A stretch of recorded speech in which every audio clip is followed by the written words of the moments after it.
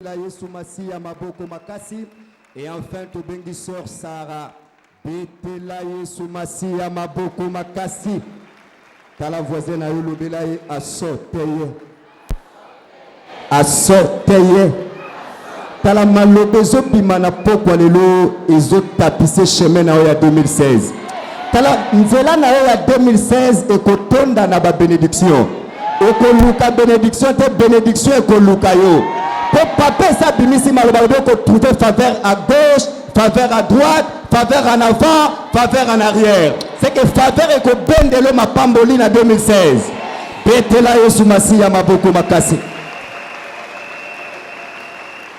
Avant tous les témoignages à Bandeko, frère Nabiso Tantin a totalisé le lot 7 ans. Voilà pourquoi Aïkope Sanzamba Liziba, merci. Betela Yesu Masia Maboko Makasi. Sœur Nabiso Sarah Azope Sanzamba Liziba, merci. Alobi bazaki na problème ko zai ko préoccuper libota. Alobi bazaki na dette ya ndaku il y a 2 mois. Bazako futate pour possibilité zaki belé au nom de Jésus-Christ de Nazareth. Alobi papa oya zwela bango ndaku. Paratre bana collège balobaka. Papa mobali ya maman. Azula bango ndaku atiki bango bapandisi bango wana me yenda kwango ayaka na été. Mais lobi tangu yazana culte ayebisinga une chose. Alobi tangu papa lobi renouvellement ya grâce ayebisaki nzamba lobi renouveler grâce likola mama nanga pe na libota na biso. Alobi prière asalaki tout simplement yango wana. Mais tangu akomi na ndaku papa wana bayoka eka na sangwa zaki telle place mais lobi après avoir ko yamba ngolu ya nzambe. Papa wana ina ndaku afuti badetu wana et a rassuré bango cette fois-ci abandolala na ndaku. Voilà pourquoi sœur Sarah a écopé Sanzamba Liziba, merci. Elonga te Elonga Betela Yesu Masia Maboko Makasi. Notre sœur Sarah remercie le Seigneur pour sa bonté dans sa famille. Ils avaient la dette dans la maison là où ils louent. Et le mari de leur maman les avait placés dans cette maison, mais ils les avaient abandonnés, ils ne payaient pas leur location. Et hier, quand elle était au culte, elle a fait qu'une seule prière, elle a demandé à Dieu, Seigneur, je t'ai prie de renouveler ta grâce sur ma maman, afin qu'elle ait des moyens de payer et de régulariser la dette que nous avons. Et c'est ce que l'Éternel a fait. Il a touché le cœur du mari de leur maman et il s'est décidé désormais de payer régulièrement leur location. Voilà pourquoi ils rendent grâce à Dieu. Frère Nabiso Serge Adjopé Sanzamba Liziba, merci pour la guérison surnaturelle. À l'obis 5 jours, il y a tout. Il y a koso, amélie, antibiotiques, changement et belé au nom de Jésus.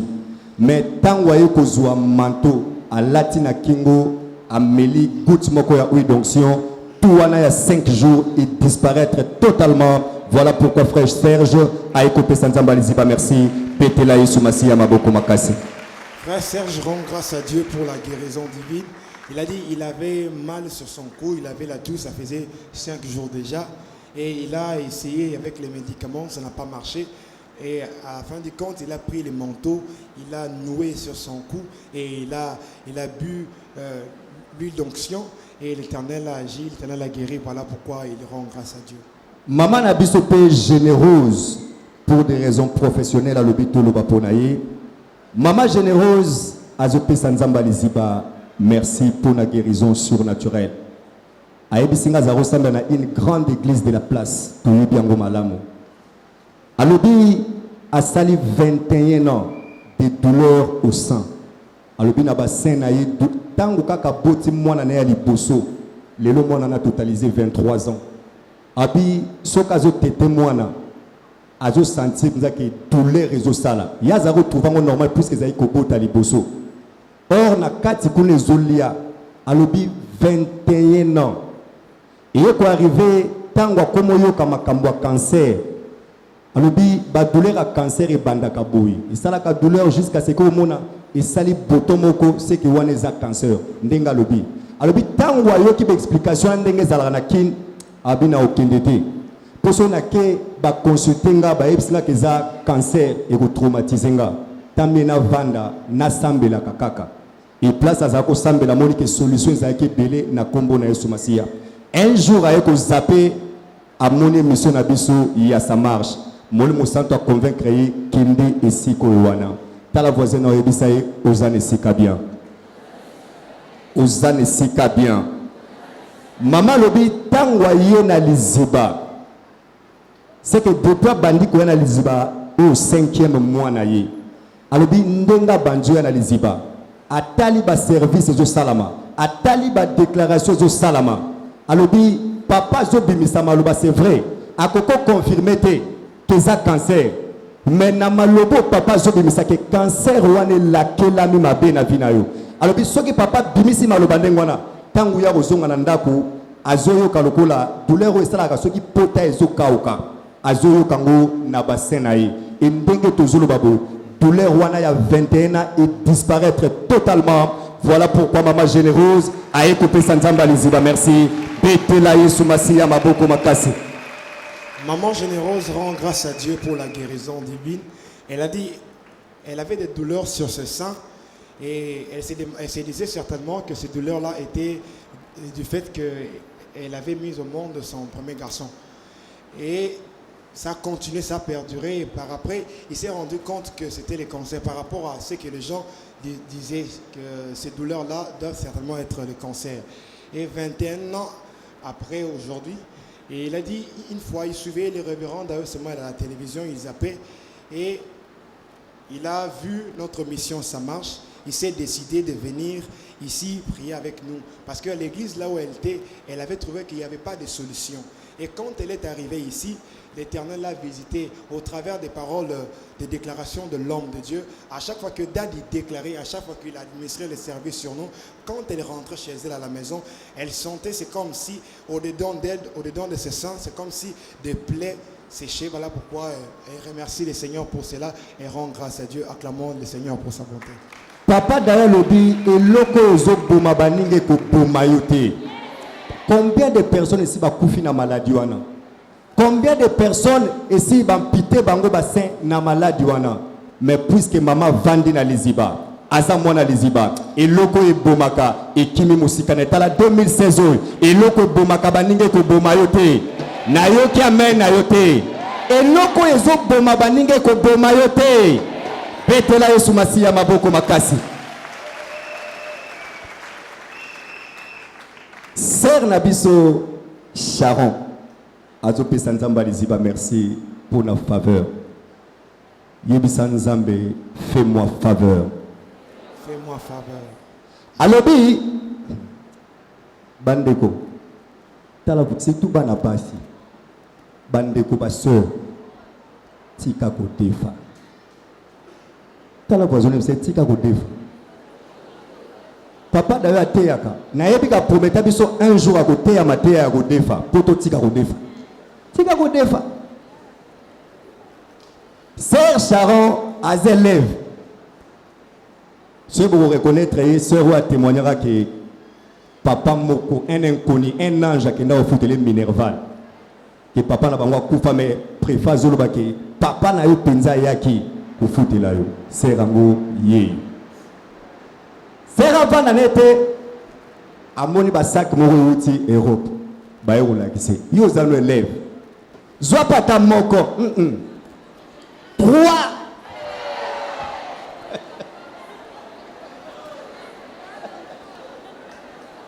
la voisine de c'est tika ko defa. C'est vrai, na conseil. Et ça conseil gratuit. Tika ko defa. Alobi papa malgré na defa ki. Abina yoka ka sangwa mulunge. Na yoka ka sangwa mulunge ba yembi yango pe na banzembo. Mais mulunge ser wana tienga. Etika le mukena kimandako. Pour bazwa ka banana mois de février. A MC Bangalobi na début mars fin ya masolo nyongo nyoso bo pesa. Ser Lukambongo mbongo lukise.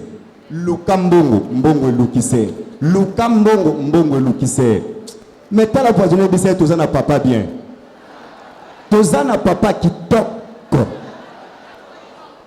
Nzamba révélé à l'obit kende te ya bana wana fais-moi grâce.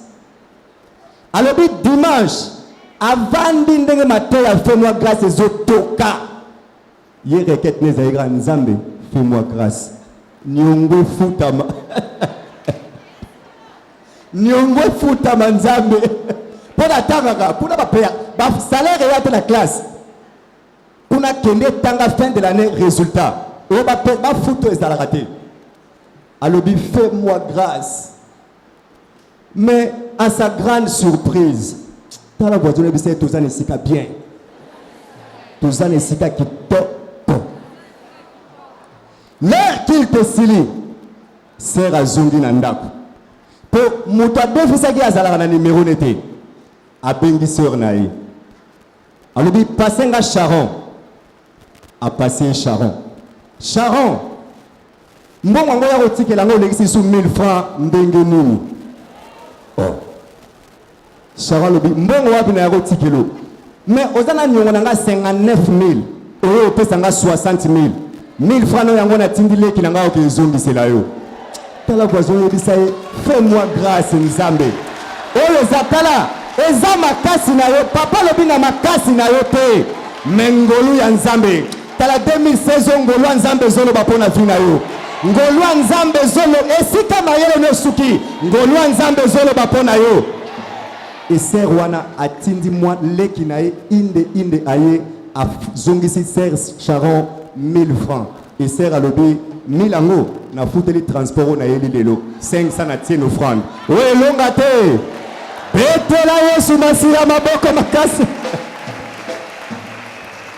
Alléluia. Notre sœur Sharon, elle est tellement reconnaissante de la grâce de Dieu dans sa vie. Alléluia. Notre sœur avait commis l'imprudence d'emprunter 5 sacs auprès d'une dame. 3 sacs, je m'excuse. Elle avait emprunté 3 sacs auprès d'une dame. Et on avait fixé un délai, une échéance d'un mois. In Jesus' name. Merci. On avait donné une échéance d'un mois. Et cela découlait à partir du mois de février, début février et début mars. Et notre sœur, le temps de l'échéance avait pris fin et elle devait payer l'argent qu'elle devait à la demoiselle. Et elle a cherché voies et moyens pour trouver l'argent et payer cette dette. Elle n'a trouvé rien de tout. Et cette dame-là a mené vie dure à notre sœur. Notre sœur, heureusement que Dieu a entendu ses prières. L'homme de Dieu nous a prêché depuis le vendredi et hier dimanche. L'homme de Dieu a parlé sur la grâce. Et notre sœur, elle priait et demandait au Seigneur, Dieu, fais-moi grâce par rapport à cette dette que j'ai. Quand elle est rentrée à la maison, à sa grande surprise, elle a vu l'appel de la dame qui l'appelait au travers de sa grande sœur pour lui dire, mais Sharon, comment est-ce que tu m'as payé mon argent et tu as fait un surplus de 1000 francs.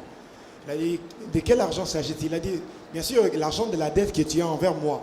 Il a dit, notre sœur a été stupéfaite et s'est demandé, mais cet argent-là, d'où venait-elle? Et puis la sœur a envoyé sa petite sœur auprès de Sharon et elle lui a remis 1000 francs. Voilà pourquoi notre sœur remercie le Seigneur. Petela Yesu Masia maboko makasi. Le commandant territorial à Zokota. Nazoka moyo vandi. Solution problème na yo Zekomi. Solution problème na yo Zokota. Petela Yesu Masia maboko makasi. Le commandant territorial à Zokota. Beta,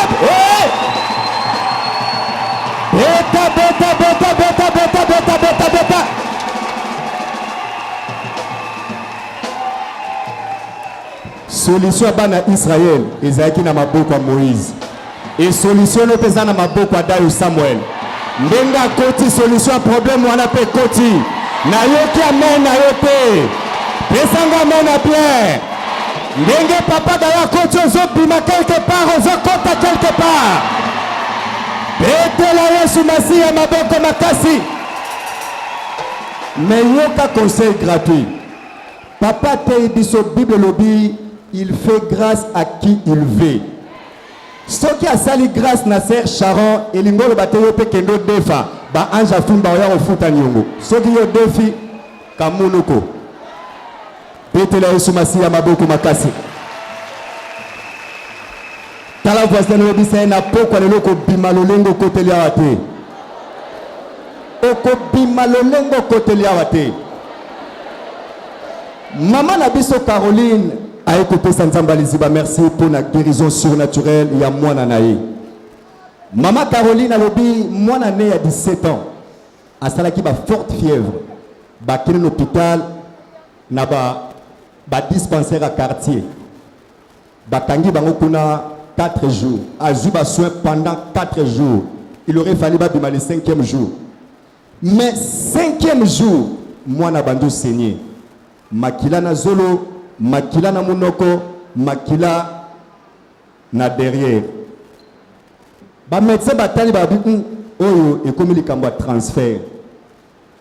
Ba sali billet d'envoi, ba transférer bango na mama yemo. Tangu ba komi na mama yemo na salle d'urgence ba epsi bango place ezate pour na ka oyo. Mama lobi na zaika ko sambela. Et Dieu a fait grâce, ba zui place ba tindi bango na chambre moko. Na mama imo. Alors tango akomi kuna na mama imo asali 3 jours moi nazo saigner kaka. Et maman a benga l'un des fils des prophètes. Alors fils des prophètes a sambeli na mwana wana sous l'onction ya papa dayo. Et tango fils des prophètes a sambeli le 3e jour alobi ko saigner wana et katani.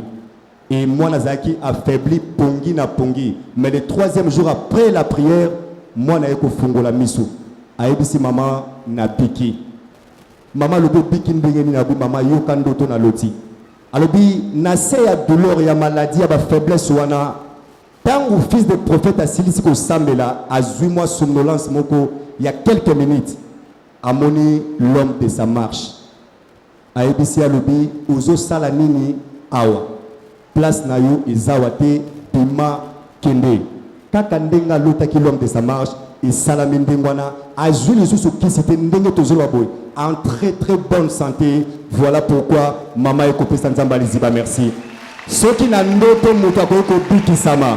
Et bongo yo zomona dayo Samuel le face à face. Tala okangola mina problème wana. E biki sami na maladie wana. Mutu moko ganga na biki sami e. Betela Yesu Masiya maboko makasi peto telemi likolo pona kozwa témoignage à Souka. Maman Caroline remercie le Seigneur pour la guérison de son enfant. Elle dit que son enfant était malade et ils sont allés dans le dispensaire du quartier. On les a retenus là-bas pendant 4 jours. Et son enfant devait sortir le 5e jour. Malheureusement, le 5e jour, son enfant a commencé à saigner et sa maladie s'est empirée. Ces dispensaires, on les a demandé d'aller dans un plus grand hôpital. Et ils sont allés à Mamayem. Là-bas, on les a donné une chambre. Et on a commencé à suivre la santé de l'enfant. Mais malheureusement, sa santé allait de pire en pire. Et on les a demandé, notre maman a appelé les fils des prophètes pour qu'ils puissent prier pour son enfant. Et quand les fils des prophètes ont prié pour son enfant parce que sa santé s'empirait et son enfant continuait de saigner, après juste la prière des fils des prophètes, son enfant a fait un court rêve et puis il a vu que papa d'ailleurs était entré dans la chambre et il a posé la question de savoir qu'est-ce que tu fais ici. Et juste après avoir vu ses rêves, notre enfant s'est senti guéri. Voilà pourquoi maman remercie le Seigneur pour la guérison. Nazoka moyo vandi ba témoignage yo ke sepelisi yo nzamba dayo nda saliango mais pona ko honorer nzambe wana telema betela Yesu Masiya maboko makasi to telemi likolo tozo betela Yesu Masiya maboko wana za kotalisa reconnaissance na bolamo ya zo sala jour après jour na commission oyo. Dans son palais tout s'écrit. Dans son palais tout s'écrit. Dans son palais tout s'écrit.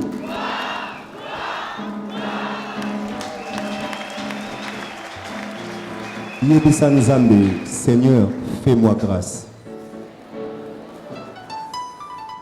na tout elaka papa dayo tolo pona nini ateyaka selon sagesse na été ateyaka makambo molimo mosantu a révélé yango wana tomonaka ba témoignage ezobotama tala na ndimeli nzamba dayo Samuel ke témoignage ya lobi ekozala nde yo nayoki amen na yo te malobo ezobima na poko ezobotisa ba témoignage na vie na yo ser suri ya bambi alobi esengele ka toza na papa dayo poso ki papa dayo te biso ba suri ya bambi oyo biso ba gapa oyo tokosuka wapi alobi aza prêt à bala kala mingi te makamno c'est salami mais bakoma ki bloqué te au nom de Jésus bazali na besoin salle bazali na besoin d'invitation bazali na besoin photographe caméraman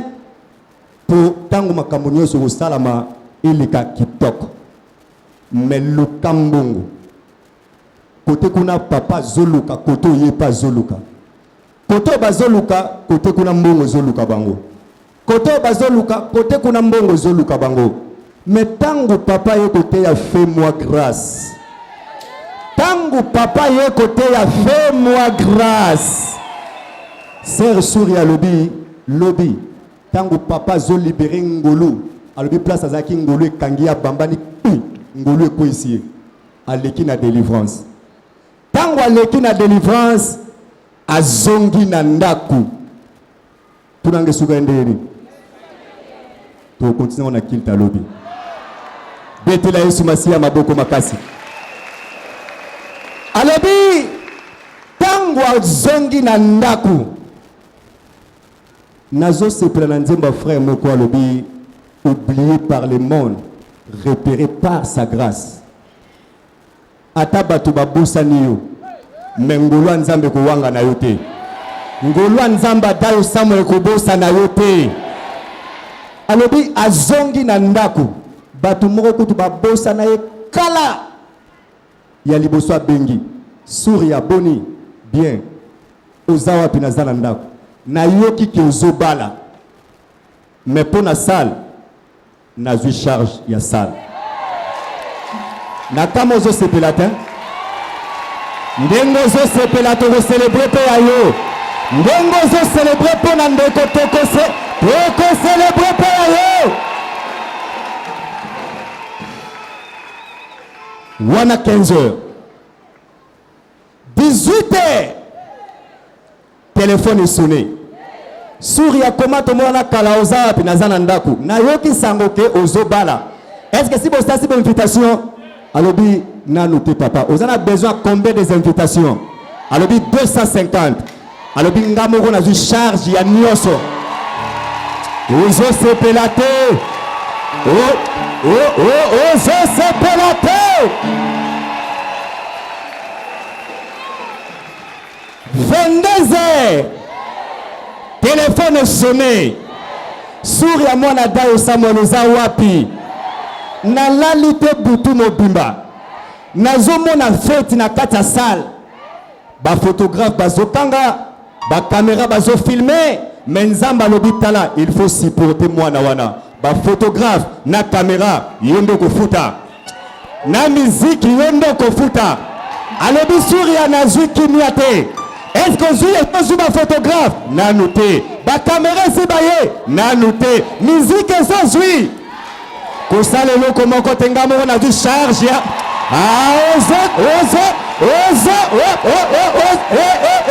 ozosepela te tala voisin na oyebisa oza na papa bien oza na papa kitoko e nandimeli nzambe tata na ngai ndenge papa dayo azokita na pokwa lelo faveur ya nzambe ezolata mobimba na yo nayoki amen na yo te nayoki amen na yo te amen wana ezokonvaincre nga te esanga amen na bien papa lobi faveur ya nzambe kolata yo de gauche à droite de l'avant en arrière 2016 ozotambola na cortège ya faveur oyo elonga te betela Yesu Masiya maboko makasi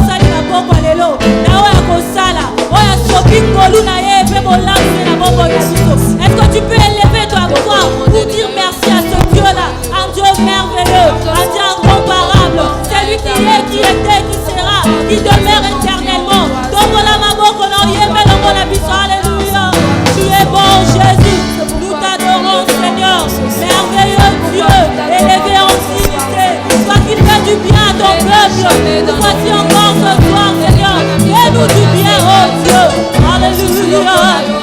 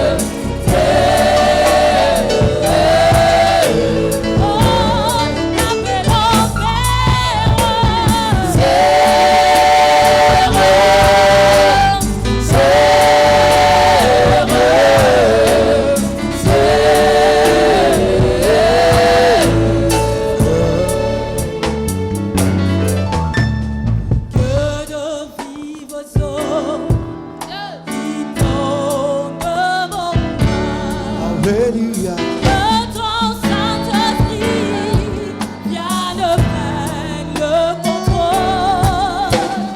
Chaque situation qui trouble mes pensées, mes soucis et mes fardeaux à te plier, je n'ai pas chantons Jésus. Jésus,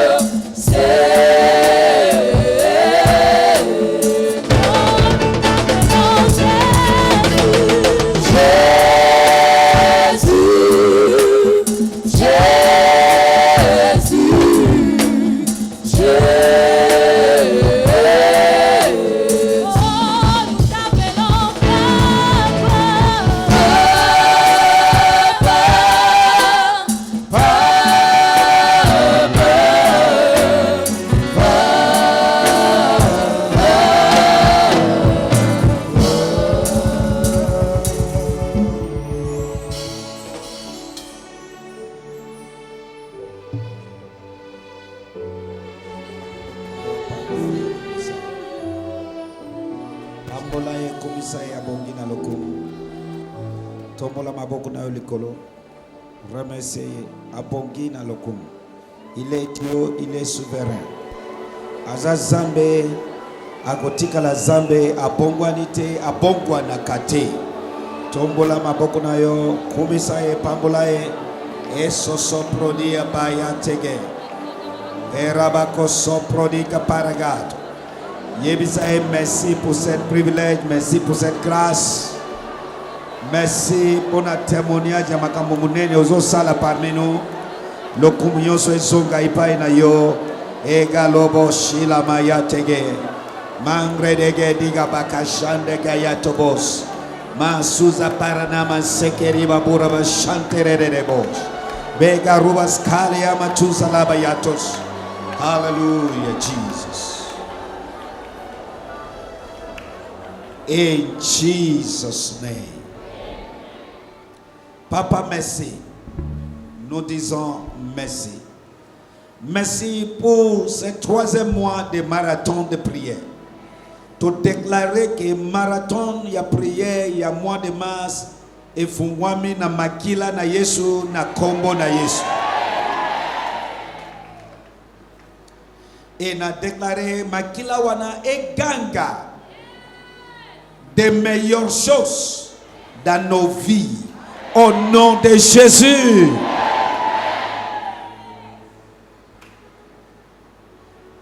Nasambeli. Kaka denge maloba ese epimi. Nambula oyo. Tozo bima quelque part. Tozo kota quelque part. 3e mois oyo. Ezala caché likolo ya paro wana na vie na yo. Na kombo na Yesu. Merci mon Dieu mon roi. Au nom de Jésus. Tosambeli. Amen. Toko kiko vanda bete la Yesu maboko makasi.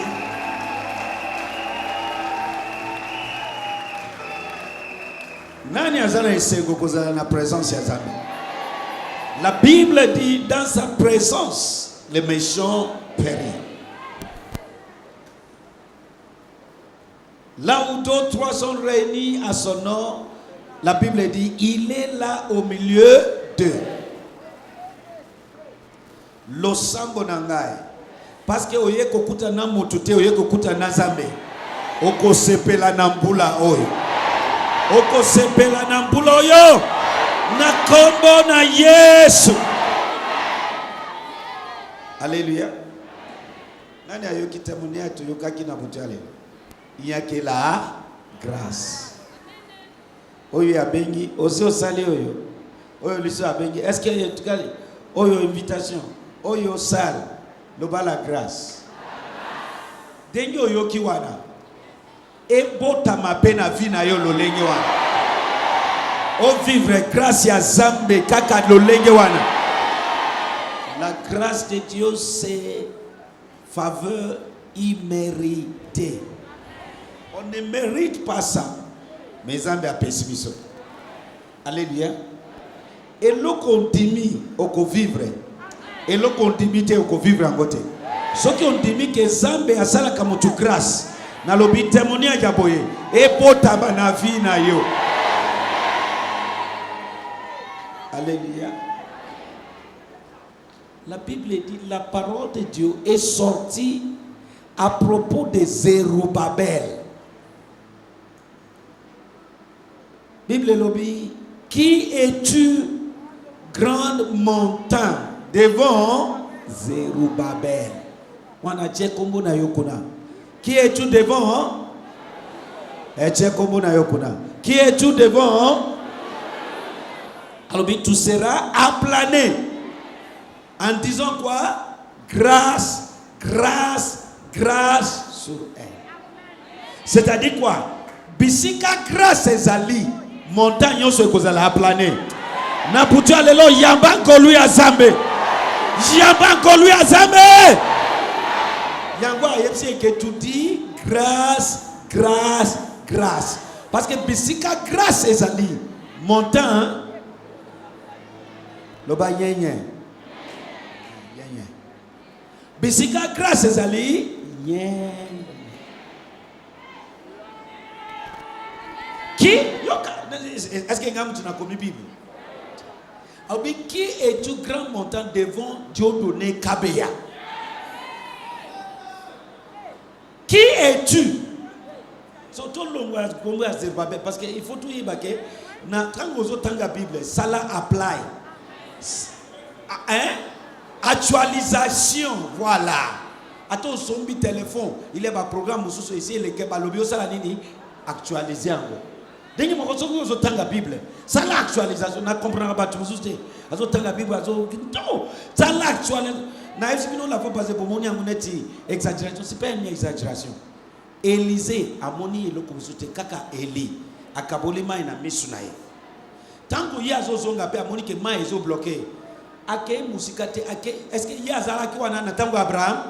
Est-ce qu'il y a lobby le Dieu d'Abraham? Alobi où est le Dieu de Eli? So, thank you moko. Lelo yo zo mona Eli awa. Yo moni Abraham awa. Oh yo. Est-ce que vous comprenez ma camarade loba? Loba actualisation. So dengi na bengi Dieu donné Kabeya na sali exact. Qui est-tu grand montant devant Dieu donné Kabeya? Tu seras aplané. En disant quoi? Grâce, grâce, grâce sur elle. Est-ce que vous comprenez? Bisika grâce ezali montagne kozala nini? Na puta lelo yamba grâce ya Zambe. Yamba grâce ya Zambe. Yamba grâce ya Zambe. Yamba grâce ya Zambe. Na kombo na Yesu. Dimanche totei to moni fait moi grâce car lobby. Nani amoni makamo grâce à sali. Il n'y a que grâce. Il n'y a que grâce. Alléluia. To fungu la Bible na biso ngonga ekeipo il faut to sambela to yepo na marathon. Loba marathon.